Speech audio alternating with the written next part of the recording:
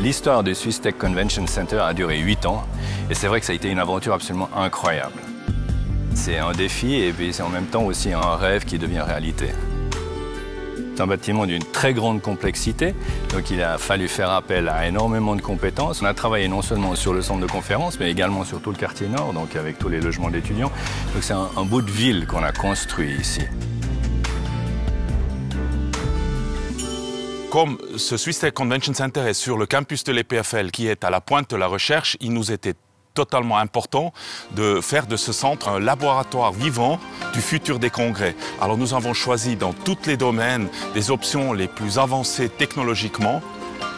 D'abord, ce centre est vraiment à la pointe parce qu'il est extrêmement modulable. Cette salle de 3000 personnes ici peut se découper en 3 salles.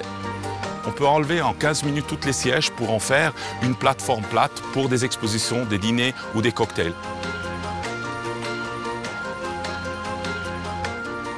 Au niveau du toit, au niveau de l'enveloppe, l'écrin, donc les architectes étaient très audacieux, donc il a fallu trouver d'une part des entreprises capables de matérialiser ces écailles qu'on voit aujourd'hui briller, et puis bien sûr, en termes de structure, pouvoir faire porter l'ensemble de manière statiquement très solide. Avec des technologies dont on n'avait pas connaissance ou jamais pratiquées en Suisse, voire en Europe.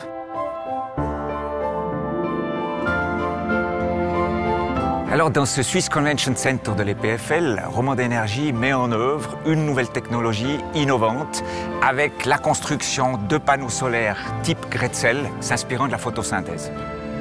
Nous avons créé ici un des plus grands parcs solaires de Suisse et avec cette nouvelle façade Grätzel, nous participons à la recherche, au développement, de telle manière à tester ces nouvelles technologies.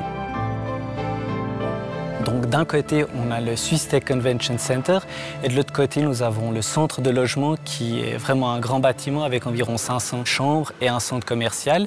Et vu la taille de l'investissement, c'est 2 fonds immobiliers du Crédit Suisse qui ont financé ce projet.